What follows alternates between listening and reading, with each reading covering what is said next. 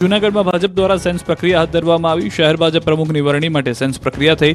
ગિરનાર કમલમમાં ઉમટ્યા હતા ઉમેદવારો. વર્તમાન પ્રમુખ પુનિત શર્માએ કરી દાવેદારી.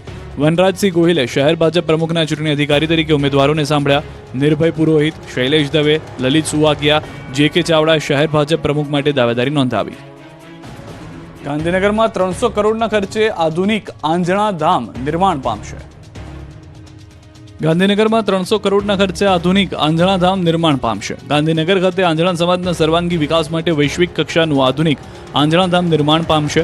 આશરે 300 કરોડના ખર્ચે આંજણા ધામ નિર્માણ પામશે. આ નવીન આંજણા ધામનો શિલાન્યાસ રાજ્યપાલ આચાર્ય દેવવ્રત તેમજ મુખ્યમંત્રી ભૂપેન્દ્ર પટેલની ઉપસ્થિતિમાં થયો, જેમાં દાતાઓના સન્માન સમારોહનું પણ આયોજન કરાયું. કાર્યક્રમમાં મુખ્યમંત્રી ભૂપેન્દ્ર પટેલે સંબોધન કર્યું.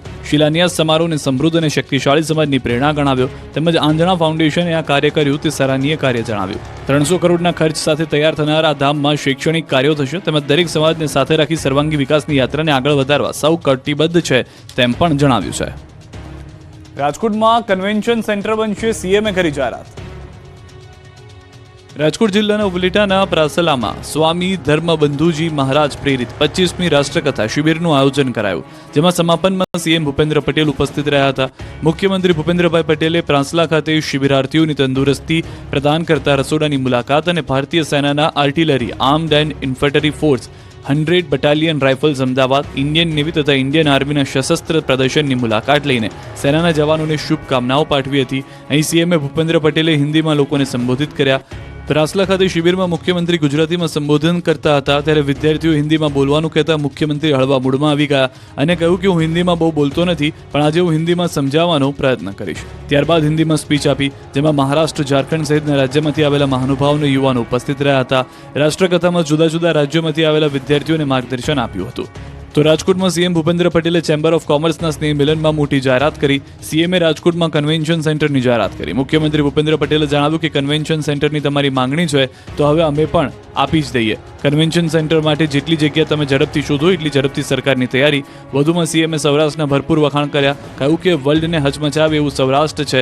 પથ્થરને પાટું મારી એમાંથી પૈસા ઊભા કરે એવી તાકાતવાળા વ્યક્તિઓ છે, અને ગુજરાત સરકાર કોની જોડે આશા રાખે? તાકાતવાળા વ્યક્તિ જોડે આશા રાખે ને, બાકી તો સરકારને આપવાનું જ છે. પાટીદાર પરિવાર ટ્રસ્ટ દ્વારા અમદાવાદમાં મહિલા અધિવેશન યોજાયું. અમદાવાદ ખાતે પાટીદાર પરિવારની મહિલા પાંખ દ્વારા 5મું મહિલા અધિવેશન યોજાયું. પાટીદાર પરિવાર ટ્રસ્ટ દ્વારા મહિલા અધિવેશનનું આયોજન સાંસદ નરહરી અમીન, ધારાસભ્ય હર્ષદ પટેલ, જીતેન્દ્ર પટેલ, બાબુભાઈ પટેલ સહિતના નેતાઓ હાજર રહ્યા, તો સાથે જ મોટી સંખ્યામાં મહિલાઓ ઉપસ્થિત રહ્યા. કાર્યક્રમમાં મુખ્યમંત્રી ભૂપેન્દ્ર પટેલ ઉપસ્થિત રહ્યા અને સંબોધન કર્યું. તેમણે જણાવ્યું કે વડાપ્રધાનના માર્ગદર્શનમાં ડબલ એન્જિન સરકાર કામગીરી કરી રહી છે. રાજ્ય સરકાર મહિલાના વિકાસ માટે સંપૂર્ણ કટિબદ્ધ છે. રાજ્યની મહિલાઓને આત્મનિર્ભર કરવા પ્રયત્ન કર્યા છે. મહિલાઓની સુરક્ષા માટે શી ટીમ પણ કામગીરી કરી રહી છે. ગુજરાત પ્રદેશ ભાજપ ઉપાધ્યક્ષ ભરત બોગરા પર ડોલર પાઉન્ડનો વરસાદ. રાજકોટમાં 4 જાન્યુઆરીએ 81 દીકરીના સમૂહ લગ્નના લાભાર્થે એક ભવ્ય લોક ડાયરો યોજાયો. આ પ્રસંગે લોક ડાયરો યોજાયો હતો. આ લોક ડાયરામાં પ્રદેશ ભાજપ ઉપાધ્યક્ષ ભરત બોગરા ઉપર રૂપિયાની સાથે ડોલર અને પાઉન્ડનો પણ વરસાદ થયો.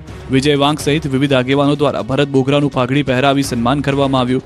ત્યારબાદ ભરત બોગરા પર રૂપિયાની સાથે ડોલર અને પાઉન્ડ સહિત વિવિધ ચલણી નોટોનો વરસાદ કરવામાં આવી રહ્યો છે, જેના કારણે ભરત બોગરાની આસપાસ વિવિધ ચલણી નોટોની એક ચાદર પથરાઈ હોય તેવું લાગી રહ્યું છે. આ તમામ રકમ યુનિટ ફાઉન્ડેશન દ્વારા કરવામાં આવતા સેવા કાર્યો માટે વાપરવામાં આવનાર હોવાનું જાણવા મળ્યું છે. યુનિટી ફાઉન્ડેશન દ્વારા આયોજિત આ લોક ડાયરામાં મુખ્યમંત્રી ભૂપેન્દ્ર પટેલ, ગૃહ રાજ્યમંત્રી હર્ષ સંઘવી સહિત સ્થાનિક ભાજપના આગેવાનો પણ હાજર રહ્યા. મુખ્યમંત્રી અને હર્ષ સંઘવીએ યુનિટી ફાઉન્ડેશનની કામગીરીને પણ બિરદાવી હતી. સત્તાધાર જગ્યાના વિવાદમાં આપા ગીગાના મહંત નરેન્દ્ર સોલંકીએ ઝંપલાવ્યું. જૂનાગઢના સત્તાધારનો વિવાદ શમવાનું નામ નથી લઈ રહ્યો. આ વિવાદમાં હવે રાજકોટના ચોટીલાની આપા ગીગાનો ઓટલો નામની જગ્યાના મહંત નરેન્દ્ર સોલંકીની એન્ટ્રી થઈ છે.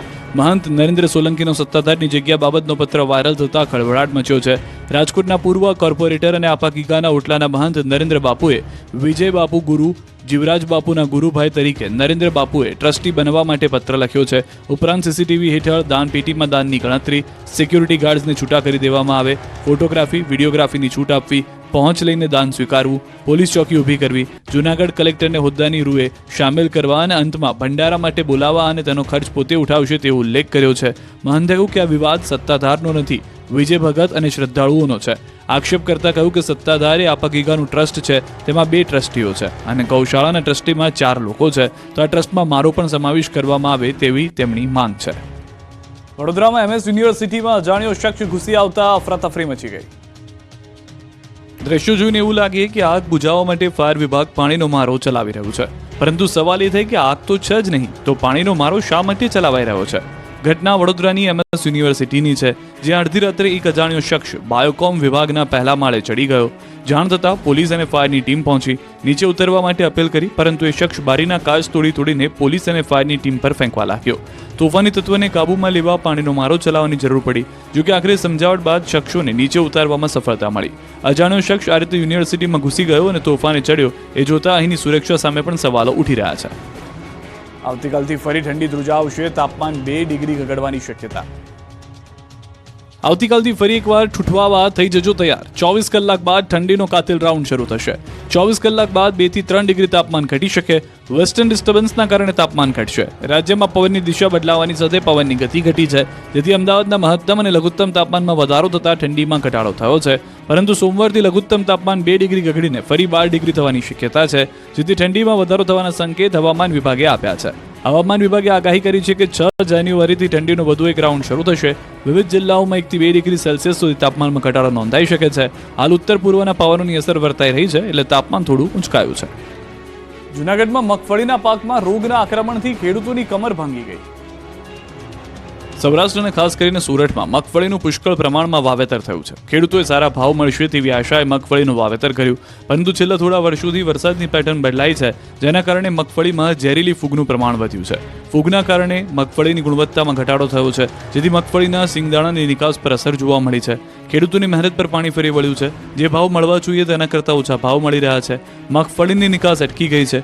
ખુલ્લી બજારમાં પણ મગફળીના ભાવ ઘટી જતા ખેડૂતોને ખર્ચ માથે પડ્યો છે. કૃષિ વૈજ્ઞાનિકોના મતે મગફળી ઉપડતા સમયે જ પાથરાનું યોગ્ય રીતે કોટપણ ન કરે તો અફલટોક્સિન નામની ફૂગ આવે છે, જે મગફળીને ખૂબ નુકસાન કરે છે અને તેને લઈને નિકાસ પર અસર થાય છે.